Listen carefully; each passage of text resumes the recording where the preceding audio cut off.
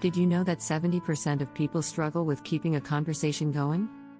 You've probably been there, staring at your phone, hoping for something to say to break the silence. It happens to everyone. But what if I told you that never running out of things to say is a skill you can easily learn?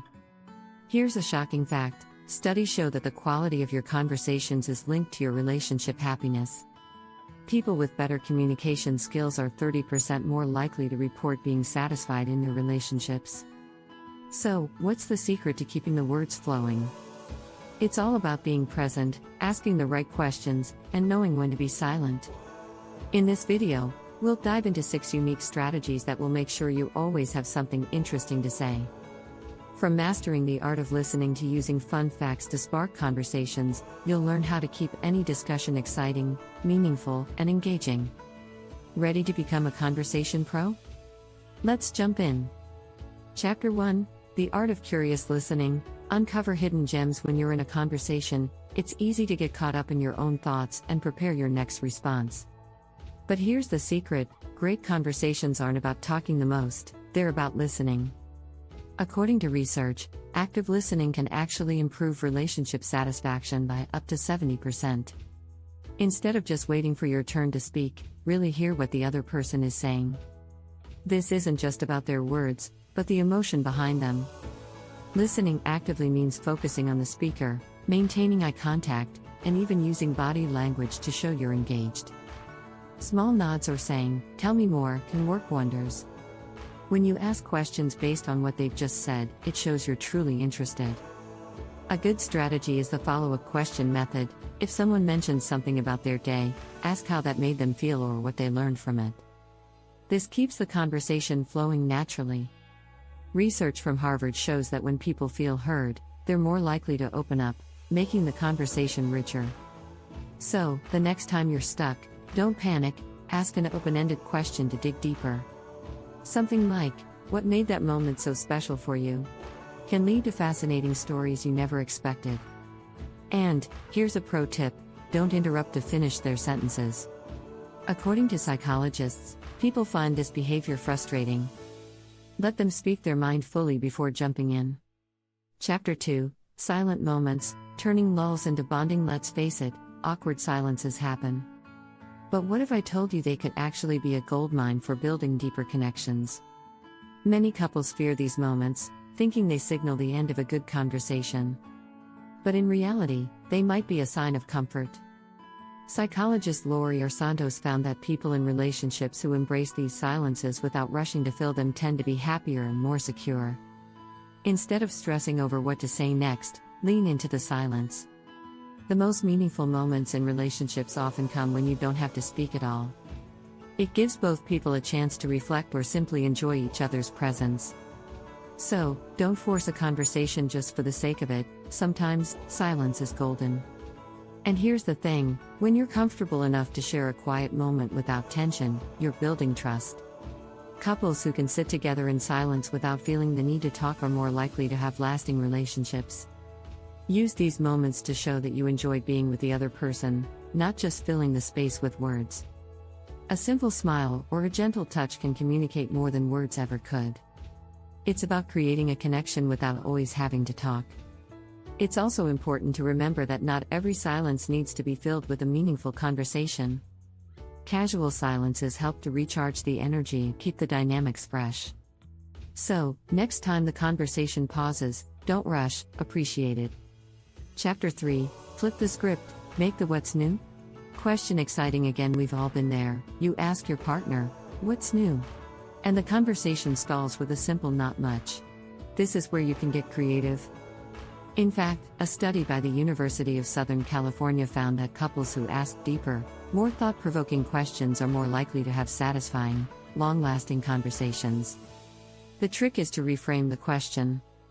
Instead of the usual "What's new?" try something like, "What's something unexpected that happened to you today?" This shifts the focus from status updates to more meaningful and engaging details. Even asking about small things, like "What's something that made you laugh today?" can spark intriguing conversations. The beauty is, it's not about the answer, it's about how it opens the door for a deeper dialogue. To keep the energy high, Also ask questions that bring out emotions. What made you feel proud this week? Or what's been your happiest moment this month? These questions lead to exciting answers that move beyond the mundane. Another fun approach is to use curiosity. Ask questions that make the other person think. For example, if you could suddenly switch careers, what would you do? Or if you could relive any day from your life, which one would it be? Changing the tone of your questions shifts the entire mood of the conversation. Instead of just exchanging pleasantries, you're inviting the other person to share something personal and meaningful. Don't forget to subscribe for more tips on how to master your conversations and keep your relationships thriving. Chapter 4: The Power of Vulnerability. Building deeper conversations. Vulnerability is often seen as a weakness, but in conversations, it's actually a strength. Sharing personal thoughts and feelings can transform your interactions. According to research by Dr. Brené Brown, vulnerability is key to building trust and intimacy in any relationship. When you open up, it invites the other person to do the same. This creates a more meaningful connection. One of the easiest ways to start being vulnerable is by sharing a small, personal story. It doesn't have to be dramatic, just something that gives a glimpse into who you are. You might say, I've always had a hard time with, and this opens the door for the other person to relate and share their own experiences. This isn't just about sharing hardships, it's about showing authenticity. Authenticity is attractive because it's real and unguarded. Studies also show that couples who share their dreams, fears, and aspirations experience more satisfaction in their relationships. Being vulnerable doesn't mean oversharing too soon, but gradually peeling back layers. The more open you are, the more likely your conversations will deepen, moving beyond surface-level topics. A great conversation often begins with vulnerability. If you ask someone about their deepest goals or biggest challenges, they'll likely open up more than you'd expect. Vulnerability can even be fun. Asking questions like, what's something you've always wanted to try but never have? Or what's a fear you've overcome? Helps foster an environment of openness. So don't be afraid to be vulnerable in your conversations. Share a little piece of yourself and watch your connection grow. As Dr. Brown wisely says, vulnerability is not winning or losing, it's having the courage to show up and be seen when we have no control over the outcome. Chapter 5: Thoughtful Teasing. Adding fun without the tension. Teasing, when done right, can add a playful spark to a conversation. However, it's important to know the difference between light teasing and something that crosses a line. According to psychologist Dr. John Gottman, playful teasing can actually help build affection and humor between partners. It helps you bond by creating shared moments of laughter. The key to successful teasing is knowing the boundaries. Light, friendly humor brings the two of you closer, while crossing boundaries can lead to discomfort. For example, joking about something minor, like, I bet you're secretly a superhero, can make a conversation fun and lighthearted. But make sure your teasing never makes the other person feel bad or insecure. One of the best ways to tease without causing harm is to keep it mutual. If you tease them about something, be prepared to laugh at yourself too. Teasing should never feel like an attack, instead, it should be a playful, shared moment. This creates a fun dynamic where both people are laughing together. Studies suggest that couples who use humor effectively tend to be more satisfied with their relationships. Humor and teasing can be great conversation starters, too. For instance, asking something like, what's the funniest thing that happened to you today? Invites the other person to share a funny story while allowing you to tease lightly about it. Keep in mind, however, that the tone matters. Lighthearted teasing should come with a warm smile or playful body language. It should never be harsh or intended to hurt. And remember, both people should be in on the joke for it to work.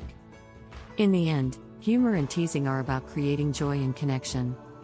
As comedian Ellen DeGeneres puts it, laugh, and the world laughs with you. Tease, and the world teases with you. Chapter 6: Beyond the Basics. Random fun facts and conversation sparks. Sometimes, the best way to keep a conversation going is by introducing something unexpected. Random fun facts can instantly spark curiosity and move your conversation in a new direction. Did you know that humans and giraffes have the same number of neck vertebrae? Or that octopuses have 3 hearts? These quirky pieces of information can make even a casual chat fascinating. In fact, according to research from the University of California, fun facts increase engagement in conversations by up to 50%. Why? Because they invite people to ask questions, share their own facts, or even tell stories based on what they've just learned. It's a quick and easy way to keep the conversation flowing.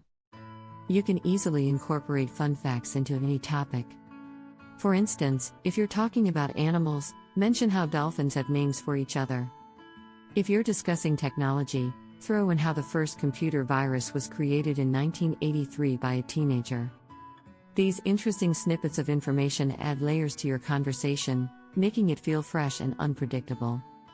Another way to bring in fun facts is to use them as segues into deeper topics. For example, after sharing an interesting tidbit, you could ask, "What's the most surprising thing you've learned recently?" This question can lead to surprising revelations about the other person, further enriching the conversation. The trick with random facts is to use them sparingly. If every sentence is filled with trivia, it can overwhelm the other person. Instead, sprinkle in facts when the moment feels right. You can even make it a fun game, like who can share the weirdest fact? This playful approach makes the conversation fun and engaging. So, next time you feel like the conversation is running dry, try bringing up a fun fact. It's a great way to re-energize the dialogue and add a bit of humor and intrigue. Fun facts don't just keep the conversation flowing, they also show off your curiosity and creativity, two things that make for great connection. Don't forget to subscribe for more tips on how to master your conversations and keep your relationships thriving.